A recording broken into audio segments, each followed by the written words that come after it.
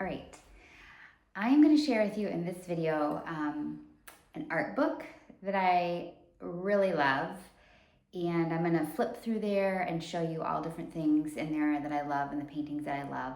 I'm also going to share a couple of paintings that I've done in my sketchbook from an online class that I've been doing, and it's been really fun, very different from how I've painted up until this point, and I'm really liking it. Two artists that I mention, that I'll mention in this video, but I want to highlight them for you now. But one is Helen Wells. I have been loving her for over a year. She is from England, and she's lovely to listen to just because of her accent, but she has amazing artwork. It is so fun, bright, and so she is the one that has turned me on to this book that I'm going to share with you. And the other artist is Sandy Hester, and I watch her YouTube channels all the time. She has online classes, and that's where I've been taking a couple online classes through her, and she is just phenomenal as well, and I have learned so much, and she shares tons of information just on her regular YouTube videos. So those are two artists that I would encourage you to check out because they are really just fun women, and they share a lot, and they're pretty inspiring. So that's kind of what I'm going to share with you in this video. And again, the painting that I show you kind of from my sketchbook just shows that so different from what I've been doing. So my process has been continuing to change a lot lately, and my style, and it's been a lot of fun playing around with that and experimenting and trying new things. It's a little scary, but I've really liked it, and I'm going to show you more of that as I continue on. This past month, I've been doing a 30-day project where each day I've done one small abstract, one small face or faces painting, and then one small landscape or still life. And I've been trying to do it with a limited palette, which has been really neat to kind of figure out. I'd love to talk to you more about that, but I won't get into it all in here. And then it's really kind of shown me, because I was a little bit scared of leaving my old style of abstract behind, but it's actually kind of shown me that I'm kind of ready to continue to branch off into where I've been going. And so I just kind of had that aha moment yesterday. And so that's been kind of helpful and interesting. But I will show you after this month is done, all of them that I did. There's a lot that are really terrible. And that just happens, and you need to do that, even though it's maybe not the funnest. And then there's a lot that I do like. There's a lot that I've learned from it. And yeah, it's been something that's just kind of for me to figure things out, and I really like it. But I will share that in a different video. But I hope you like everything that I share with you with this book and my paintings. So hopefully it's not too boring, but we'll see. So let me know what you think. Here's this book I wanted to show you guys. Another artist, I think it was Helen Wells, she shared this book, and so I got it from the library. And number one, I love the cover, and I know there's like a shadow on here, and I don't know with our lighting in here how to not have that on here, so I apologize in advance for that. But I wanted to show you this book and some of the pictures that jumped out at me, because she's just a very cool artist. I love her color that she works with. She goes through all different phases, it looks like. And then I also love her mark making and her looseness. There's just something to me that's really exciting about it. So I love the cover, but I'm just gonna flip through here and show you some of these pages. This one is like, I think she did it back in 1943, and you can't really, can you see that? there's just a really cool looseness about the abstract or the landscape, which I think is really neat. So that was one in her earlier years. This page I love. I'm gonna try to zoom in. Sorry guys. Because it shows her sketchbook, which I just think is really cool to see inside other people's sketchbooks. It's kind of like seeing inside their working mind, if you will. This is neat. I just love the mark making on here. And then also they open this up and you can see, let me zoom out a little bit. Just these colors. I don't know if you can see this one. How she has it layered on there. I would just love to be able to watch a process of this, but that's not available. So we just have to look at the pictures. All right, here's another one, which I think is so pretty. This one is called Aquarium. She did this in 1967.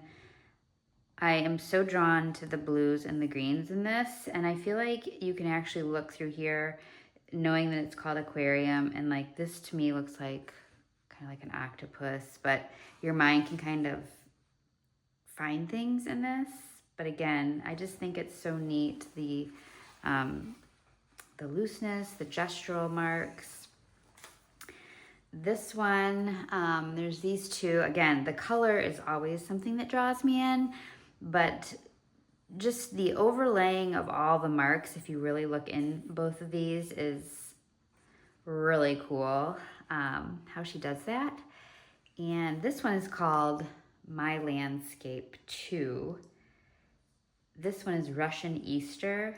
So I feel like you can really, by some of these, some of them are untitled, but by some of them having titles, you can really kind of find things in there and kind of make sense of the painting. Okay, this one just drew me in because, again, the color, the yellow. Let's see if I can zoom in for you guys a little bit. Okay, and it looks very marbled, but it also looks like if you could see this in real life, that the texture and the thickness would be amazing on here. And this one is called Little Trip. It was done in 1969. All right. This one, these two, again, they're a little different than the other ones. There's kind of a haziness to them. Let me see if I can zoom out a little bit. And again, the color and the marks that she has, the contrast. I'm gonna flip through these just so you can see, because these, they're very bright, they're very yellow. These were all done in like 1969. So she must have had some sort of phase. This book you could do a lot of reading on. I have not. I have just looked at the pictures. So it's a very thick book, and the pictures are really what just drew me in. But you could learn a lot from her, I guess, if you read the whole book. This one I think is beautiful. Now these are like a lot of these are like sets. So this is 3 canvases. And these canvases that she does are humongous. This one is 110 inches by 230 inches. So humongous. And there's a page in here that I marked that I'll show you how big these are. But I can't imagine seeing this in real life, like how big it is. Just to see this amount of color and how big it would be really cool. Oh wait, this is just where I started, so, okay. Can you see this one? Let's see if we can zoom in a little bit. I just like the marks on this and the little blops of color that she put in there. It just kind of drew my eye in. Okay. This one is called Garden for Audrey. And before I even looked at the title, I thought, yep, this is definitely some sort of floral garden, outdoor scene.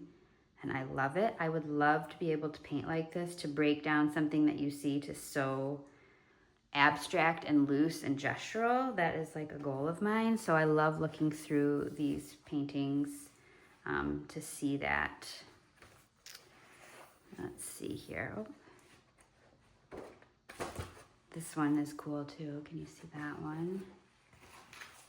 Okay, yeah, this is another big set.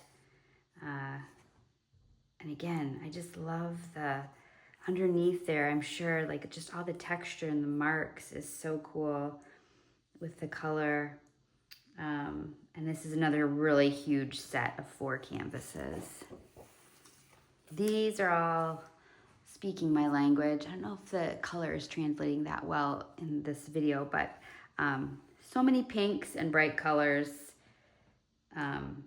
They're all called Merrily and Gently.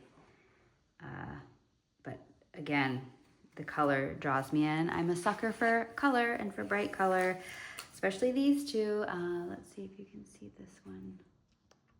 I don't want to mess that up, but I'm going to move the book so you can see it. That one is just a pastel on paper. It's untitled, but again, I love it. And this one is really pretty too. These two are super cool. They're a little darker with the blues and the purples, but again, you've got like these bright colors peeping through. And the way that she just makes these marks on here, like it looks like a lot of crisscross and X's and just, again, it's just so loose. You're gonna hear me say that and you're gonna be tired of it by the end of this video. And I think this is the last one, but I wanted to show you, let me see if I can zoom in, how big, like this is set up in a gallery, how big these paintings are. Like they're full walls. I would just love to see that in person. But this book is super cool. It shows her studio space as well, and just a lot of neat things. So if you want a neat art book to look at, I would encourage you to take a peek at this one. All right, I also wanted to show you these 2 still life pictures. I am taking this online class with Sandy Hester. It's a go at your own pace. You can purchase it at any time. And she is one of my favorite artists right now.